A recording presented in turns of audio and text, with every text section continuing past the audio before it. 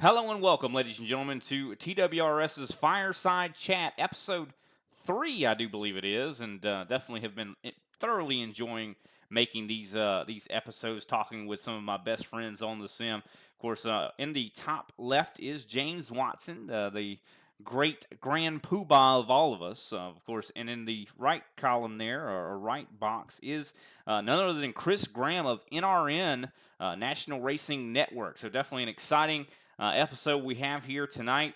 So I don't know. How are you guys doing? I think that's the best way to start it off. James, you go ahead and start. Tell us how you're doing. Doing good. Just getting over some really bad sickness the last couple weeks. It's kind of the main reason why we haven't put out a show in the recent past. Trying to wait for me to get back to a good state. At one point, I you could barely hear my voice, so which isn't necessarily a bad thing, but yeah, it's hard to have that when you can't exactly well, I can't exactly speak. So yeah, good to be back and back to where we can do this again. Yeah, no, I mean, I can attest to how bad you sounded. I mean, you sounded like literal death. Yeah. The times I had talked to you, and but of course you still you kept on coming and doing what you had to do. What is of course expected of you. But Chris, how have you been doing, man? Glad to have you on the show. We look forward to having you on more often and maybe being a more of an integral part. But how are you doing? Yeah, I'm doing well. I appreciate you guys having me on the show. It's cold, snowy, icy, every bit of it up here outside of Philly at the NRN World Broadcast headquarters tonight. So, trying to stay warm and enjoying the conversation with you guys. Yeah, 100%. I know it's been cold, quite cold. I know we had Scott Martin on a couple weeks ago, and I know right now I do believe it's around 6 degrees in Michigan. So there's a lot of wind and snow and stuff like that that's been Oh, going thank on. you.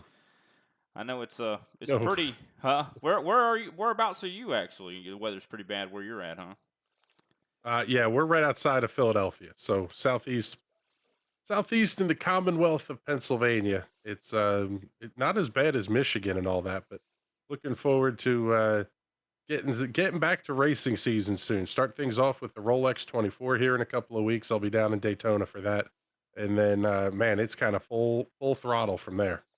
Sounds like we're getting ready to get it going. I know I've been missing racing quite a bit, and can't wait to see NASCAR back in action as well. But I do want to talk a little bit about what's been going on. Of course, this week I do believe it's week 5 right now uh, on iRacing. So this week we are at Darlington Raceway in the NASCAR Next Gens. I do believe we're at Old Atlanta, Legacy Atlanta, the 2008 scan in the Xfinity car. And as well, I do believe in the truck, we're at Willow Spring, which is a track I don't know very well. But I know we've been killing it so far at Darlington. Our first race last night at 7:30. The second split, which was a 3,600 strength of field, Jeremy Sumter ended up winning that race by leading 12 laps. He started in fifth, and of course, worked his way through to the front. And that's a track that is very heavily setup dependent, as well as you have to have a lot of skill. That is a driver's track. I don't know. A lot of people might not know. But I'm from Darlington County. I live in Darlington County, about 15 minutes down the road from the racetrack, and that is the track too tough to tame for sure. And Jeremy Sumter tamed it. So looking forward to seeing what kind of more great finishes we can get this week. I know Kenny Copeland very, very excited about the setup. I think he got like a fifth place in the top split race, if I'm not mistaken. But I know Willow Springs. Not a lot of people very used to that track. What can you tell us about that track, James? I mean, I know you're kind of a road course guy. Yeah, I actually got to take a couple rides on that track about almost 2 years ago, and it's not an easy track. It's narrow and there's no runoff. It's just you have a small strip of asphalt and a whole lot of sand because it's right in the middle of the Southern California desert. So, Oh, and there's a lot of elevation change on it too, despite it being in the desert. So, there's a lot of corners that aren't easy to deal with, so it is going to be interesting to see how people are going to be dealing with it, because it's a track that a lot of people in the NASCAR community are not familiar with. There's not a whole lot of braking markers to work with. So it's just going to take a lot of skill and instinct. And me having experience and being a road course guy in the stock cars, I am going to be running quite a bit there this week. So I'm looking forward to it. Well, hopefully And Mitchell Hunt will James, have a good setup for us. Go ahead, Chris. well, I was going to say one of the other things that maybe James can talk about a little bit better than I can. My I ratings are not real good, but I think we'll get to that a little bit Yeah. later. Willow Springs in the C class in the trucks. That's not going to be easy because there's not a ton of really great passing zones there. It's more of a finesse type place that these guys are going to really have to work, and it's going to be setup dependent. Yeah, so hopefully Yeah, Mitchell will have us set up really well. I mean, I know Mitchell. He even says it. He even told us whenever we're submitting the setup. He's like, "I'm not a road course guy, but I'm pretty sure this will give you the tools to do what you need to do."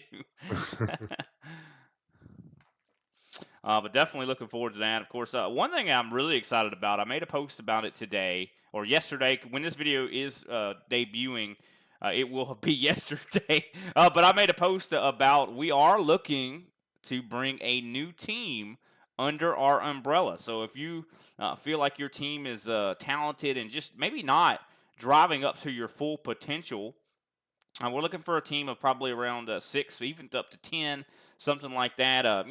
I wouldn't say high I rating, but I mean, we're looking for someone, I think, around a team maybe around the 2,000, 3,000, 4,000 mark that there's room to grow and that we can help you get better as well at the same time. But we're really just looking for a core group of guys that are willing to just join the community. And I think that's the big thing about it is joining the community. Of course, helping out our supporters and our customers, as well as just enjoying spending time with one another. Of course, that's one of our priorities here at Team Watson. But that's one thing I'm really excited about. I've already actually surprisingly already gotten some messages of some teams that are wanting to join. One at least that I should say, and a couple individuals that want to join. So we're going to definitely be. We'll probably wait in a few days and kind of pouring over all of the applications and seeing exactly what we have. But definitely, we very much welcome you to message our Facebook or join our Discord and send us a message. Me, Brian Britt. You can send a message to James Watson or Vincent Crow, and we'll definitely very much consider your application, and we'll of course ask questions and things like that. But we can't wait to hear from you. But I just wanted to mention that as well. Now, one thing I wanted to kind of go on to, James. Now, this is more you know more about this than I do. I didn't actually know a whole lot about all of this. The RX resurgence that's apparently going on. Rallycross. We of course had I think it was Francois. I can't remember his last name, but Francois Martel. Martel was building our setups for quite a while there, and we were offering them. I think we still do offer the old setups on our website. But apparently, we've had some recent drivers that have joined Team Watson and have taken a lot of his old setups and found some success, a lot of success. Can you tell us a little bit about that?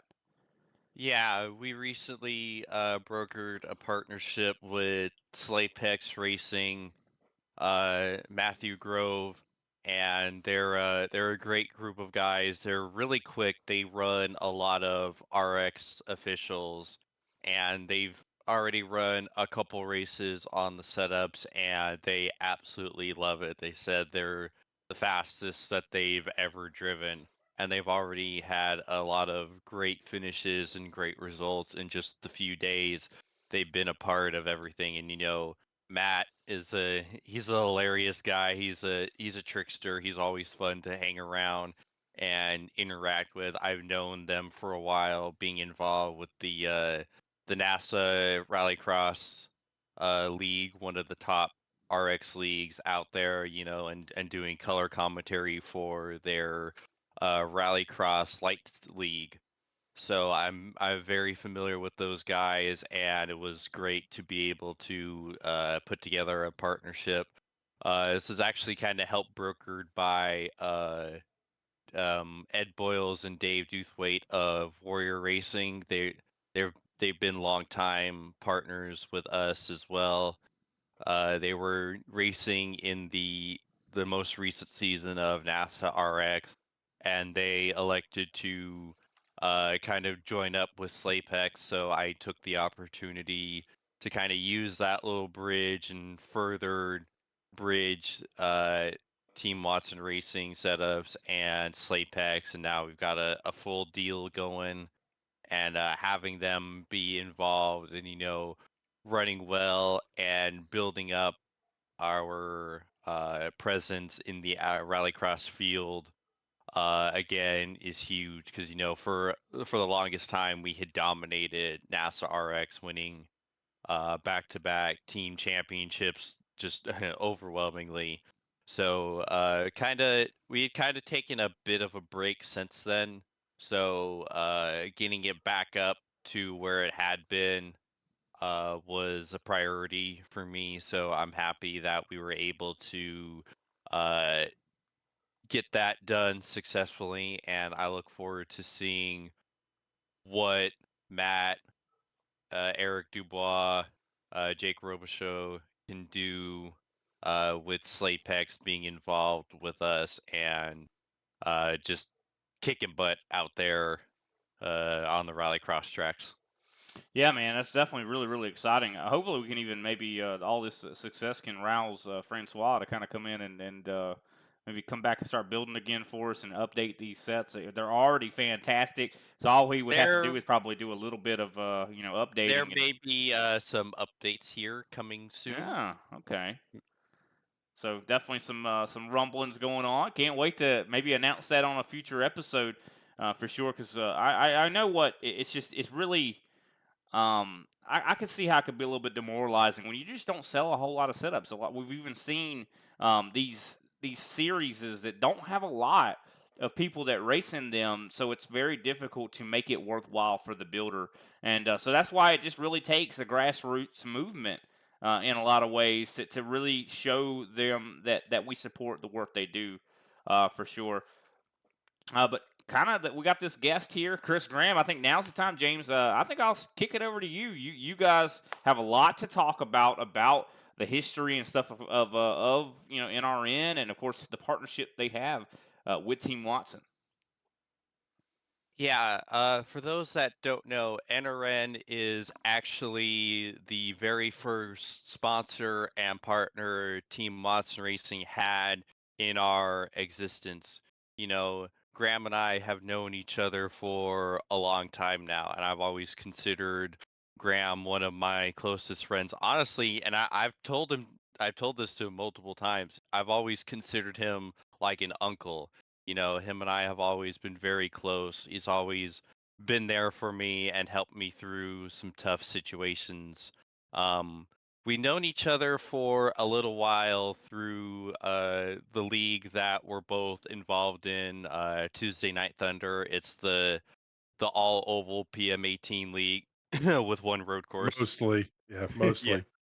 So we had known each other through that for a bit, and then I started Team Watson Racing, and I decided to approach Graham one day about a couple months into our existence to see about sponsorship, and I laid out who we are, what we already accomplished in our short existence, and told him what I had planned and what ultimately I wanted to accomplish with this team. And he, for reasons I still don't understand, he saw it and he was like, you know what, I want in. And since then, he'd always been behind us, helping us out. He actually helped start and set up our website. So anything you see on teamwatsonracing.com and TWRSsetups.com originated thanks to Graham's help and support. And his help with the team, I can't stress this enough, uh, really kind of helped me push this into what it's become today. He took a chance on us back when we were a heck of a lot smaller than we are now. Just a handful of people uh, with a dream and an awful color scheme, just running in a couple of leagues. And he took a chance and stuck by us, and has seen us grow into this huge entity we've become today. And that loyalty and that support back when we were so much smaller, uh it helped me kind of look at this and go, okay, we have a sponsor. That means that we're something. So how much bigger can I get this? Where can I take this now? I don't know if I would have been able to continue to game plan and build this into what it is today without Graham's support of us back in those early days. And it's those reasons is why you see basically any of the cars I drive, any of my paint schemes, NRN still is the primary sponsor, right there on the side pods or on the hood. And he's also helped given me my start in the broadcast business, being color commentator for many NRN shows, including the Indie Pro 2000 SOF every Thursday at 10 p.m. Eastern. There's a lot of things that uh, I owe to Graham that wouldn't have happened without his help. Well, James, I don't want to cut you off there too quickly, but I kind of feel like this one's sort of a mutual two way street kind of deal because to give you a little bit of the history of NRN, we started back in 2018. We were basically local news for kind of Philadelphia area dirt tracks. So we covered Bridgeport, New Egypt, Grandview, and that was kind of about it. It was right when the transition was happening from message boards on web pages to all of the olds getting social media and going, why isn't this on? One thing very rapidly turned into the next, and we became a full on production house. So we were shooting local racing as far as about 2.5 hours away every Friday night, every Saturday night. Reporters out all over the place, photographers all over the place. And then COVID hit. And overnight, just about overnight, my business basically ceased to exist. There was no racing. They weren't allowed to have media when they initially opened back up in New Jersey. So the only option we had was to go the same direction that everybody else went and said it during COVID and just went iRacing. My history with iRacing goes back a whole lot farther than that, though. I am one of the original 28,000 subs of the iRacing platform, dating back to 2010, I guess it is. So known it, been around it, was away from it for a very long time. And then when COVID happened, you start doing some of the broadcasting stuff, and it's like, man, like I enjoy driving these things. And that TNT community is really what kind of brought me in and kind of saved the business in some respects. And we have been about 50-50 now since COVID. iRacing content, real world content. There's a lot there, but if it wasn't for that feeling of community that I got from James and a lot of the other guys over there, some of the OG TNT crew, I don't know that NRN still exists. I don't know that I'm still doing the sim racing stuff. Life took a big swinging turn when I got to be buddies with James. And then it developed into this absolutely colossal friendship because we joke about the awful paint scheme and the incessant screaming that we get on Thursday nights. It's watching somebody that you like as a human develop into a pretty darn good professional at something is a lot of fun. And that's always what I wanted NRN to be anyway. We were never going to be ESPN. We were never going to be Flow or Dirt Vision or anything like that. So I wanted us to be someplace that you could come in, learn, grow, and then somebody else takes you and pays you a lot more money that I can't afford to. That's sort of what I've watched happen with James in his commentary style. It went from kind of short once, couple of word drop ins here and there, and you'd have to like coax things out of them to really insightful commentary about, this was a tiny mistake here. It's going to bite him three corners later, and you just watch it happen, and you go, man, this guy's really good.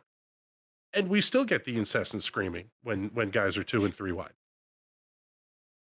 Yeah, to give a little background for those that haven't really watched any of the Thursday night shows, or our weekend shows of doing actual real life broadcasting of the Spec Corvette series. Whenever there's like Yep. close racing or big moments or someone loses it, I'm usually in the background going, "Oh, oh, oh, they're too wide! Oh my goodness, they wrecked!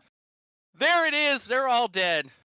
That's It's essentially, yeah, that's my broadcast style the entire time. It's just me unintelligibly screaming the entire time. And for reasons I still don't understand, people like listening to that. I don't get it. well, here's the short answer on that one, James. People like authenticity. They don't like okay, I could sit here and I could kind of put on the radio voice and I could give you lots of great sound bites about how just a wordsmith James Watson is. Nobody gives a crap. Like, it sounds fake. You are a fake. People want to hear authenticity and they want to hear that natural reaction, and that's what they get from you. And quite frankly, from me too. If there's not a couple of 69 jokes thrown in, nice. At some point during the show, I feel like I failed. Um, there there are some things, some subjects that we don't joke about, we don't touch, we don't talk about. But outside of those, it is free reign. I want people to enjoy a conversation that we're having about the show. I can tell you that, tonight we're recording this on a Tuesday, by the way. We'll have the Sprint Car Cup tonight. And I can say James Watson's too wide with Derek Love battling for fourth into turn number three. Yep, great. Play by play, basic radio play by play. I want to interact and talk with people in the comments and have the fun. The more interaction you get in the comments, the more people are enjoying the show, and we're seeing growth from that because we're doing some of these niche series, and quite frankly we have a community like Team Watson Racing that is filling it. Gets old saying the Team Watson Racing setups number one, the Team Watson Racing setups National Racing Network number two, the Team Watson Racing setups number four. But you guys, the sets are good. The people want to run your logo on the car because the community is fantastic. And there's a lot of setup shops for iRacing that go, we'll sell you 6,000 SOF wins and not talk to you. Just pay the money, click the button, and put the setup on the car. Team Watson Racing has always been about community. And that's what drew me when James first approached me about it. He said, I don't want to be a setup shop. I want to be a community. And it was an easy sell to say yes to. Well, man, we sure have went off the rails then because we're sub shop. But I mean, no. But the thing is, we made that transition without losing that part, the community part. Which I mean, I feel the same exact way. That's the most important part about Team Watson. If we ever got off of that pathway, we'll stop being a setup shop. We'll start just being a community. That's all we want to be. So, and that's one thing. The guys that are in control of this, me, James, Vincent, we want to keep that. That's the heart and soul of this place. So I Yeah, totally like agree. we're and like that's also kind of fitting in the name, Team Watson Racing Setups. We're the same entity, community we've always been. We literally just slap setups at the end. That's the only difference. Everything else is the same. We just slap setups on the end. Nothing has changed. And that's kind of symbolic of our metamorphosis is that, that's why it's such a simple name. We just slap setups on it. That's it. That's the only change. Everything else is the same that it's always been from day one. And that was, I mean, it's big for me because I am finally getting back into driving. finally, like after however many years this is. And I am among the worst iRaters in terms of, or drivers in terms of iRating on the platform across all 4 licenses. I have 2 accounts that are active to be raced on. So across 8 licenses, I have a 1 iRating that has 4 numbers in it. I'm really not good at this. Using hardware that is older than most of the people that are, you know, buying the setups. Um, my steering wheel dates to 2001 when I was a freshman in college. The I posted up a picture the other night about getting my first ever win in a jumpy truck in a Pro 2 Lite, and it just lit up with reactions and comments. And James was one of the first ones on there when I posted it. But seeing that community, it's yes, it's little emoji clicky reaction things, but it's somebody that looked at it that was in that area that said, "Yep, I want to see this. Yep, I want to see this." There are Discord servers that are just quiet and dead because unless you're like on race night, because the community is not there. That's a big thing for me. And yes, I mean, you need to make the business side of things work too, but having that the interaction and community is really fun. And quite frankly, I'm hoping to see some of the community turn out on Wednesday nights when we start doing if you like Arca Break Weekly, you can watch it live under a different name on Wednesday nights, because that's what James and I are going to be doing. Yeah. Basically, like Graham has been saying, he's been getting back into the actual driving portion of everything and trying to build up those ratings. So what we're going to be doing Wednesday night from like 9 to 11. Now, I will miss a little bit of it because I do have another league that I compete in, the Daredevil series. Um, which is a Lotus 79 league. So I will be a I bit want to late. I run will. that one so bad. It's you should. It's awesome.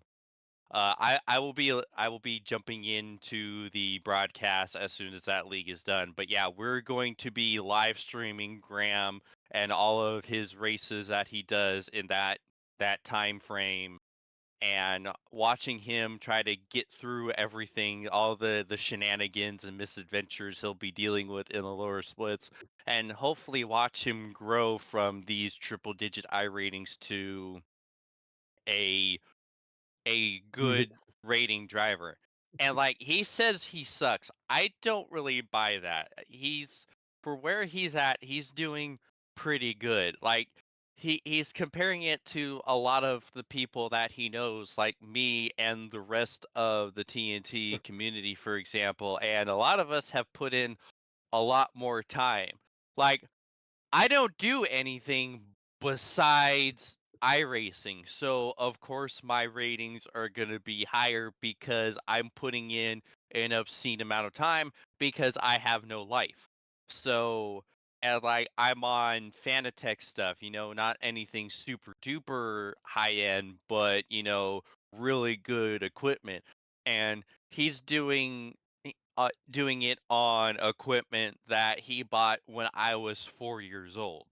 So that coupled with God, the fact James, you're Wow. not helping.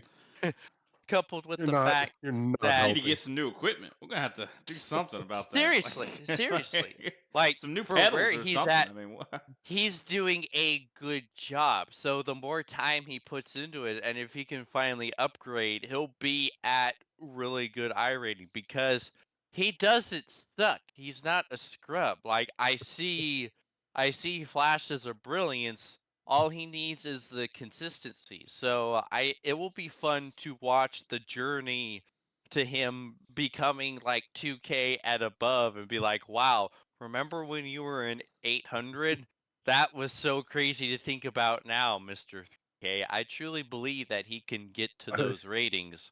We just need to, to the time and the experience to come out. So it will be fun watching the journey he as the weeks and months go on.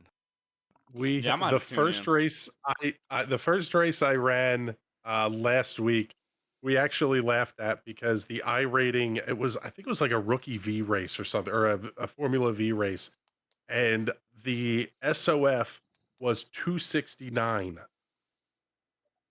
That's really low. Yeah. Yeah. That's we've got our buddy Patrick in the background and James just going, "Oh my god, you're going to die here." Yeah. And that's, It it's just what you expect, but it's the whole purpose behind it is, yes, I'm trying to grow a little bit, but I want to show and kind of tell the story of the grind, because there are ways to game the iRacing platform.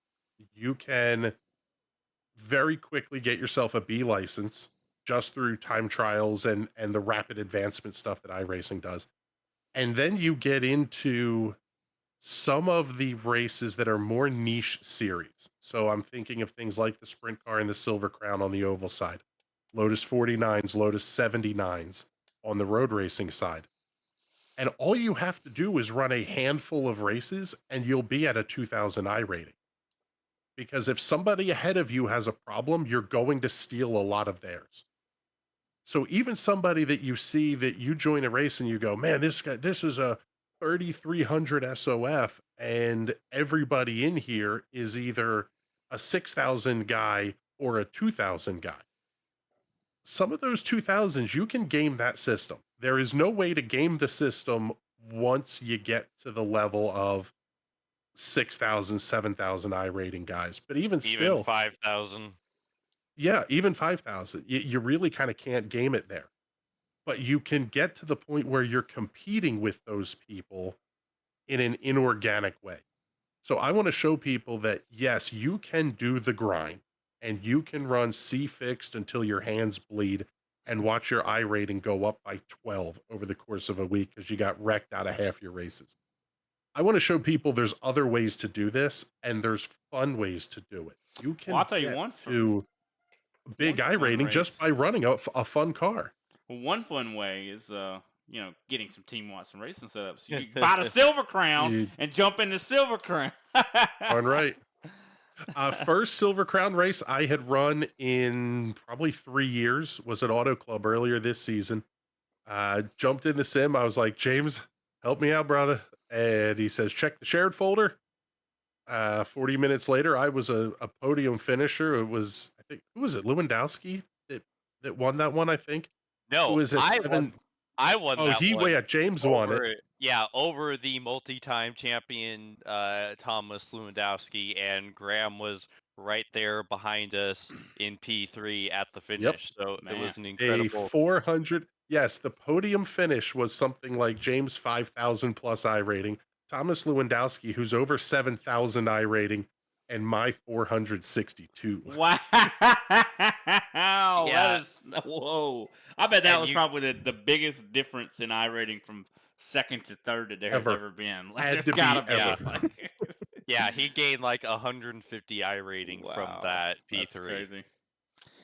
Yeah, but that's it. Like I said, that's, we want to show the fun part of this, and we try to do that in our regular race broadcasts. We try to make them look professional, at least as professional as you're going to make esports look. It's not the real thing. But yeah, we do a lot of that, and then we've got some phenomenally hardworking people. Actually, I was just talking to our dirt modified Northeast dirt modified guy today, Mark Hackett. He's been with me for the better part of 5 years now, and absolutely fantastic work in season, 2 or 3 updates a week. So not only are we doing the iRacing and doing the iRacing broadcasts, but I'm traveling, shooting, and producing shows for other platforms like Pit Row TV and Dirt 2 Media and some of those.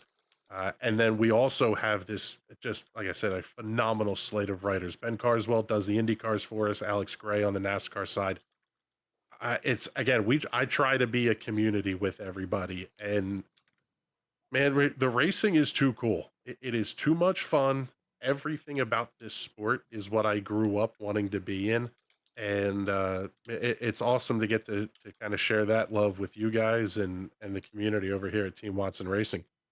Yeah, people don't realize that NRN is a l- big, legit media company in real life. Like, it's crazy to think what we're involved with in real life. Like we're big enough to where multiple members of the NRN crew were able to get actual media credentials to actual NASCAR and IndyCar races. Like back in 2022, we had a doubleheader to where we set NRN crew credentialed to Pocono and the IndyCar doubleheader at Iowa. And I wasn't one of the credentialed few because I have no talent outside of unintelligibly screaming on virtual race broadcasts. But those like Ben, like M. McCullen, who are good writers and good photographers, they Yep. actually got to work the Iowa race, and me and another one of our friends, Wes Shire, we were able to go as fans with our friends and watch them and the race and watch them do amazing jobs. And like Ben is one of the biggest Jimmy Johnson fanboys you'll ever meet, and he got to ask Jimmy a question, and Jimmy liked that question, and he died right there in the media room of excitement. Rest in peace, I, Ben, even though he's very much still right? alive. Yeah. That's some of the things that I have gotten to do are special is not the right word. Pocono being my localist big track, it has been a place that we have done some incredible things. Laying on top of the wall, shooting the start of the race when 26 Indy cars or 43 stock cars are driving straight at your face at 190, 200, Indy cars 230 mile an hour, diving off into turn one it's giving me goosebumps thinking about it. It is a highlight of my life thing. I remember the first IndyCar race we were back that we did at Pocono. I told my daughter was shooting with me that day, and I said, "Hey, I need to go find Robin Miller. I got to go say hi to Robin, hero of mine." And she asked who Robin Miller is, and I said, "Well, he's a degenerate gambler that doesn't like people, and he's one of the greatest motorsports writers of all time."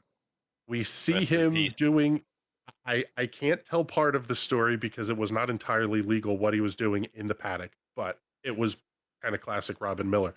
But we're standing on the grid. I'm shooting some pictures, shooting some video down low, kind of getting the cars just all gridded up. And I jump up, I'm going to run up on top of the tower to shoot the start. And Robin just like kind of grabs me by the shoulder and he's like, "Don't go anywhere." Okay. Stand there. And right as I stop, they give the command to start engines. And he just turns and looks at me over this screaming field of Indy cars and he goes, "We have the best fucking job on the planet. Get out of here." Like, yes, we do. Working in motorsports it's truly dream come true stuff, and getting to do it, getting to share the things on the iRacing side that you experience in the real world is fun. And then you get to take some of those people from the virtual world and put them into the real world. Uh, there are experiences that some people have had that they will never forget, which is pretty Mhm. darn cool. Yeah, I have not really seen the 190 mile an hour, but I actually went to the Snowball Derby in 2019 and had a Mhm. media pass, so I was able to go around and take pictures. I sat on the pit wall while they were going around the track, so it was kind of similar to that, and it gives you Yep. goosebumps being that close to cars and being like 5 feet away from Kyle Busch or Chase Elliott or something like that. It's like, whoa, that's so cool. But yeah, Yeah, it's fun. You don't even necessarily fanboy. they're You just just kind of people. go, They're just people. it's greatness. But Yeah. you're standing there going, I can appreciate absolute greatness. I am not a Kyle Busch fan by any stretch. I think he's a petulant child in a lot of Oh the man. antics that he pulls. But you watch him drive a car and you go, God damn, this guy's good. He is among the best who have ever sat behind the wheel of a race car.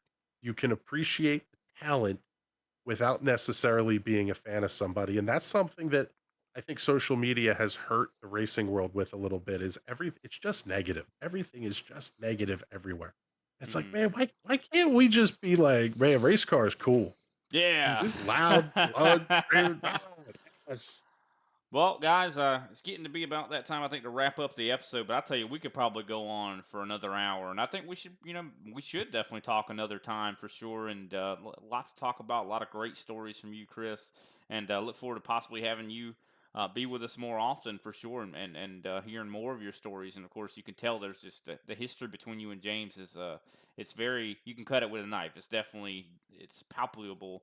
But we definitely appreciate everybody tuning in this evening. Real quick, I do want to plug in what we deal with on a weekly basis at NRN. You know, every Mondays at 8:45 Eastern, 9:45 once daylight saving times ends on Mondays is the Silver Crown Strength of Field race. I compete in that. Tuesdays we have the Sprint Car Strength of Field race at 8 o'clock.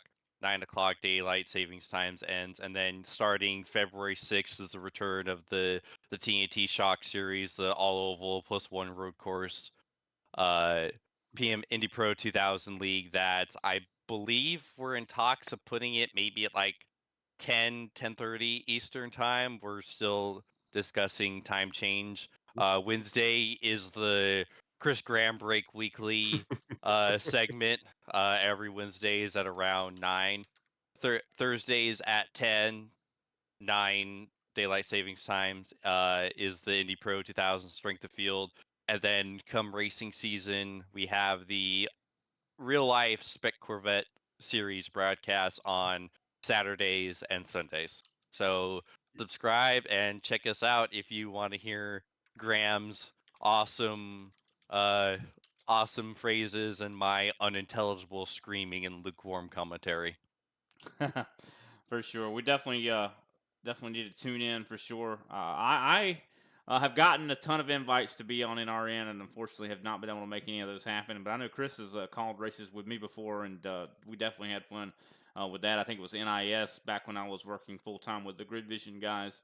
So definitely was a lot of fun, and so definitely check out NRN. Definitely appreciate that. Check out all of our setups as well. I do want to make a quick correction. I said it was week 5 in iRacing. My brain is off. It's actually week 6. So I do want to apologize about that. But thanks everybody for watching. This has been a wonderful episode. We'll see you next time for the TWRS Fireside Chat.